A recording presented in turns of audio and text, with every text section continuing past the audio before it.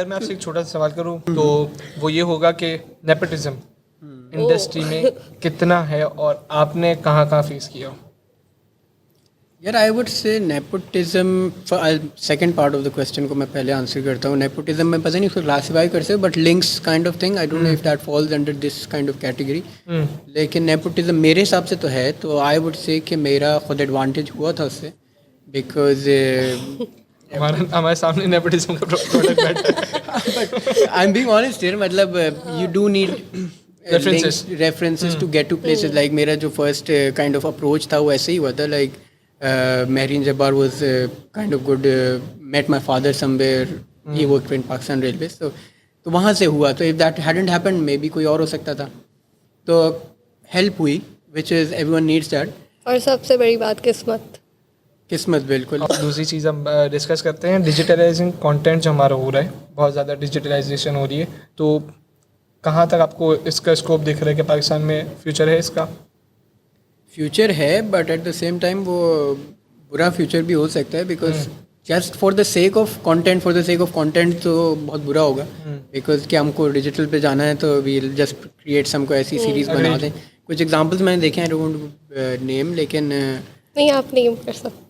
I don't know, mixed opinion होगा, but Churails I don't know if you heard. Exactly मैंने देखा. तो मैंने वहाँ, यहाँ तो शायद बैन हो गया, बट लंदन में मैंने पूरा देखा. Absolutely crap. मतलब मुझे कुछ अच्छा नहीं लगा उसमें.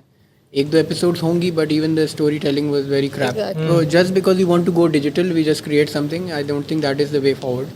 कुछ अच्छा होना चाहिए, कुछ पर्पसफुल होना चाहिए. और digital is the future. Because अब तो लॉकडाउन में इट्स काइंड ऑफ एडवांस हो गया. Because you can't make, people don't want to go to cinemas. Digital is the way forward. But digital में भी जो मैंने देखा है कि attention span is very little for a person, right? So if you don't grab that in the say first 10-15 seconds, Agreed. you're gone. तो वो भी इम्पोर्टेंट है, उस पर लोगों को देखना होगा. सीरीज़ वगैरह फॉलो करते हैं आप? सीरीज़ बहुत देखता हूँ. मिर्ज़ापुर यस. फेवरेट. अच्छी लगती है आपको? मिर्ज़ापुर बहुत पसंद है. तो आप इस चीज़ से एग्री करते हैं कि पाकिस्तान में मिर्ज़ापुर जैसा कोई कंटेंट बनना चाहिए जिसमें गालियाँ भी हों, सीन्स भी ऐसे हों जो यहाँ पर नहीं अलाउड? तो हाँ या ना? नहीं, आई वुड से मिर्ज़ापुर में भी थोड़ा सा इन्फोर्स्ड लगा था मुझे. मतलब उसके अलावा भी हो सकता था, बट बिकॉज उसको वो फर्स्ट सीज़न में इतना वो हुआ तो दे ट्राई टू सीज़न 2 में उन्होंने ज़्यादा कर दिया. सीज़न 2 में इतना है नहीं, मतलब बहुत कम है. या मैंने शायद टॉरेंटेड वर्जन देख लिया लगता है. नहीं बहुत था. आई थिंक दोबारा देखो. हाँ मैं देखता हूँ. तो उसके बगैर भी उससे एक लेवल नीचे, 2-3 लेवल नीचे भी रह के आप कर सकते हैं. तो कर सकते हैं, लेकिन आई डोंट थिंक, मुझे ज़्यादा उम्मीद नहीं है यहाँ पे कि मिर्ज़ापुर टाइप का कुछ बनेगा. बट उसके अलावा एट दैट सेट के और सीरीज़ बन सकती हैं. आई थिंक जो मुझे याद है, पता नहीं अभी इतनी क्लियरली याद नहीं है, लेकिन गैंगस्टर टाइप मूवीज़ आप ना बनाएं. आप रोम कॉम्स बना लें, या आप दोस्तों पे, जैसे वो ड्रामा जो आया था एग्जैक्टली, या दैट वाज वेरी गुड. तो that kind of content where 3-4 friends या 3-4 गर्ल्स मिलकर कर लें, वो कर लें, ज़्यादा सेफ है. But Mirzapur is a bit, अभी 1-2 लेवल फतवे आ जाते हैं यहाँ पर. तो मतलब ये बड़ा मसला है भाई, सीधी बात है. यहाँ पर आपको एक सरमद खूसर साहब पता है ना? तो उन्होंने एक फिल्म बनाई थी, तो वो बाहर गए थे ट्रैवल करने. वो फिल्म रिलीज़ करना था वहीं से उन्होंने, तो उनको वहीं पे थ्रेट्स आ गए थे कि आप पाकिस्तान नहीं आ सकते. तो ऐसे उन्होंने फिल्म बना दी थी 18+. अच्छा, आप पाकिस्तान में रहते हुए तो आप बोले 25+, वैसी फिल्म बना दी थी. तो वहाँ पे इनको आने भी नहीं दिया था. इस तरीके का हम भी कंटेंट नहीं बना सकते. हम एज अ मीडिया स्टूडेंट, हमें बताया जाता है आप risk low. When you enter in practical life ना, तब कोई रिस्क काम नहीं आता. फिर आपको टेंशन होती है, घर वाले भी हैं घर पे बैठे हुए, आप कोई चीज़ बना दो, घर वाले गए पीछे से गायब हो गए. सही बात है. और इतने मतलब बड़ी टीम होती है, you think about everyone, right? Not कि भाई एक डायरेक्टर कोई है मैड सा, उसके दिमाग में आइडिया आ गया तो इट वोंट सेल. बिल्कुल सही बात है. तो वो फ्रीडम होना चाहिए. As media student I like to ask you, do you think you lack that freedom? मतलब कि होना चाहिए, या there should be a boundary? होना चाहिए. अगर आप बाउंड्री लगा देंगे तो फिर क्रिएटिविटी उसी बाउंड्री के अंदर रह जाती है. क्रिएटिविटी बाहर नहीं आती इंसान के. हम इंसानी, मेरा ऐसा मानना है, हम इंसानी बॉडी एक बाउंड्री है और अंदर क्रिएटिविटी है. वो निकालने के लिए ना हमें वो बाउंड्री एक्सटेंड करनी पड़ेगी कहीं ना कहीं. तो हाँ ये है, आप ख्याल कर सकते हैं जो यहाँ पे नीडेड नहीं है जिस चीज़ की, तो आप ना डालें. लेकिन कई हद तक आपको कहीं ना कहीं बाउंड्री अपनी थोड़ी पुश करनी पड़ेगी.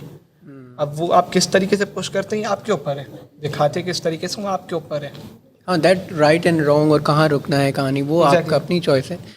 लेकिन जो है वो इसकी बात कितना फ्रीडम मिलना चाहिए, वो as in a place like Pakistan वो काफ़ी मुश्किल है, because big question mark, big question mark, और वो वर्स होता जा रहा है। Like if you go back 10-15 years, अब तो एक कोई बंदा आगे टीवी पे कुछ बोल भी देता है, अगले दिन जो है लोग रोड पे आ जाते हैं। I think this is the power of social media basically.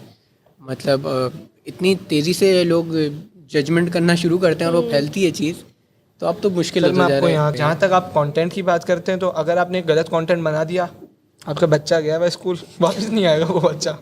ये बड़ा उठा के डेंजरस लेके ट्रेंड चले। है। मतलब all the best to you guys, मतलब सोच समझ के करना जो भी करना। ठीक है, आपको कुछ एडवाइस हमें देना चाहेंगे?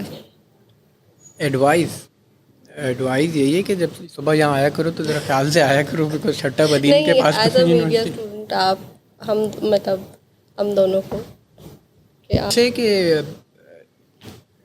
what follow your heart, like don't, because there's a lot of noise around you, right? तो घर में बात करो, अच्छा मैं मतलब इवन सिंपल एक इंस्टाग्राम पे पोस्ट लगा दो या कुछ कर दो तो लोग बोलना शुरू कर देते हैं कि भाई नज़र लग जाएंगी, ये बढ़ेगी लग जाएंगी। तो ठीक है वो है, but how strongly you feel about it is your thing. So इतना लोगों की मत सुनो। If you chosen this field, just follow your heart, as you said freedom, follow it. मतलब ऐसा नहीं है कि लोगों का सुन के यू जस्ट स्टॉप, बिकॉज इतना टाइम इन्वेस्ट कर दिया है, अब just might as well go with the flow. That's one message I'd like to give. Thank you so much for your feedback, और हम बहुत शुक्रगुजार है कि आप हमारे इस पॉडकास्ट का हिस्सा बने। और इसी के साथ हम अपने पॉडकास्ट अपना काम कीजिए को इख्तिताम पर ले जाने की कोशिश करते हैं। और जो लोग हमारे साथ जुड़े हुए हैं, जुड़े रहिए, क्योंकि आपके पास और कोई काम नहीं है अब करने के लिए, तो इसी तरह हमारे साथ जुड़े रहिए और देखते रहिए, अपना काम और कीजिए अपनी उर्दू ठीक कीजिए और आप अपना काम कीजिए, ठीक है। और थैंक यू सो मच।